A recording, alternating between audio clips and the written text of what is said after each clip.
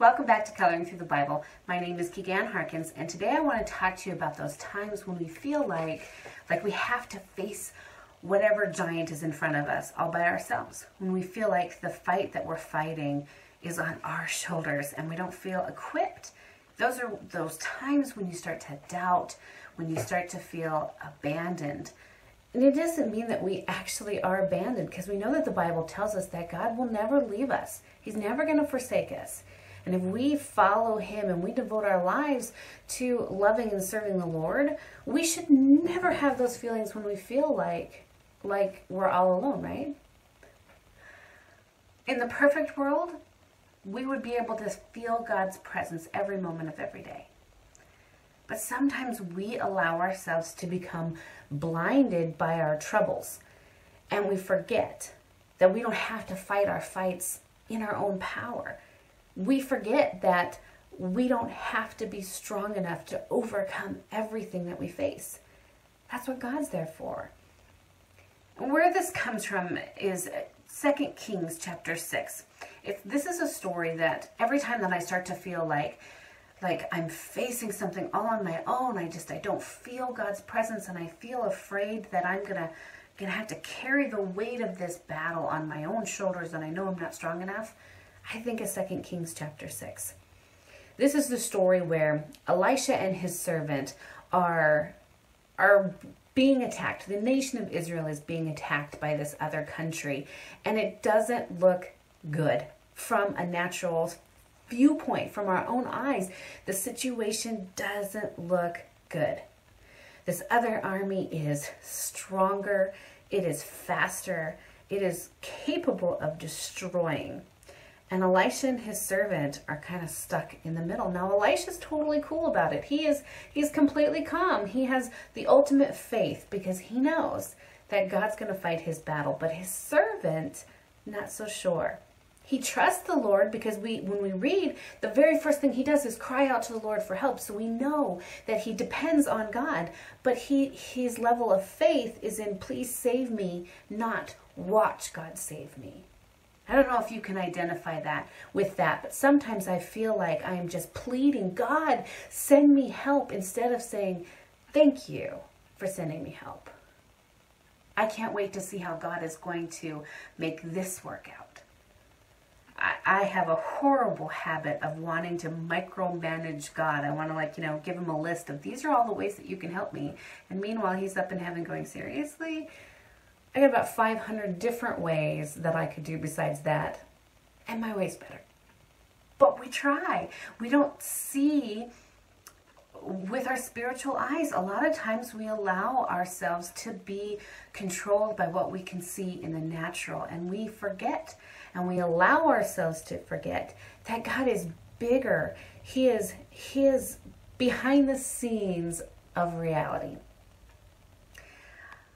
I was walking my dog the other day, and she was following this scent, and it was kind of this chaotic little path that she was taking, trying to pin down whatever scent she was chasing, and I couldn't see anything. But as I was looking at her, it was very obvious that she was following the path of a squirrel, another dog, I don't know, but she was on the trail. And I thought, she sees with the color of the wind. She's seeing something that I can't see. And that's what Elisha wanted his servant to see. He wanted his servant to be able to see that even though when we're looking with our natural eyes, it looks hopeless. It looks like we are about to be destroyed and we're crying out to God to save us. That's not always the way it is. Because sometimes there's something going on just below our senses. My dog could see that trail of scent. I had no idea what she was chasing. Sometimes we don't see the path that God has woven through our lives. Sometimes we don't see how he's moving. But just because we don't see it doesn't mean he isn't there. And that's what Elisha's servant gets to see. So here they are panicking. Well, he's panicking. Elisha's totally cool. He is panicking because he's positive that this enemy army is going to destroy him, and he is crying out. In fact, we start reading in verse 16. Elisha looks at his servant who's Wiggin and says, "Don't be afraid. Those who are with us are more than those who are with them." Now, Elisha's servant has got to be thinking, this guy has lost his mind. There's nobody with us.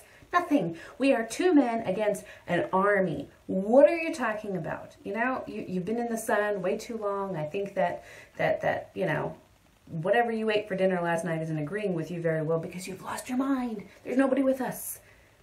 Because his servant was looking at life from his natural viewpoint. But Elisha he knew that if God is on your side, then there is more and a greater army on your side than whatever is coming against you.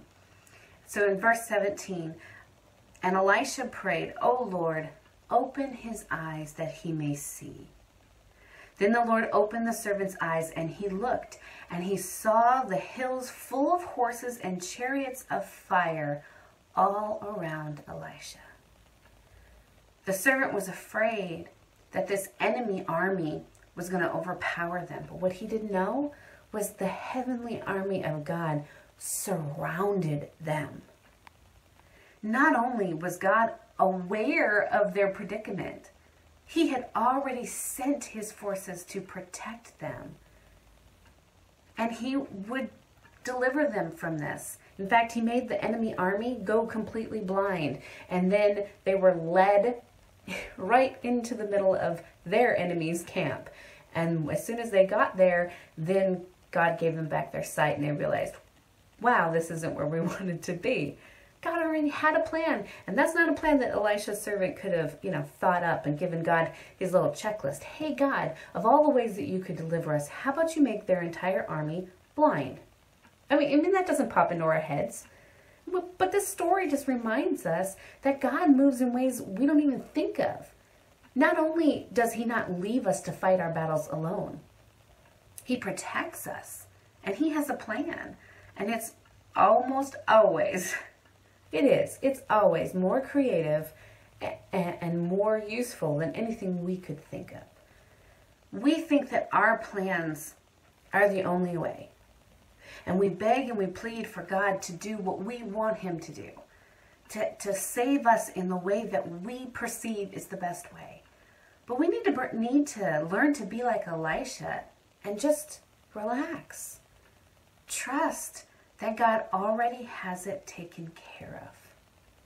That he has a plan and he's not going to abandon us. Sometimes we have to fight those battles. That's true. Sometimes that is God's plan, that we fight. And sometimes we even have to fail a little bit. That's part of God's plan too. But if that's his plan, then there's a reason. And that reason is better than anything that we could perceive.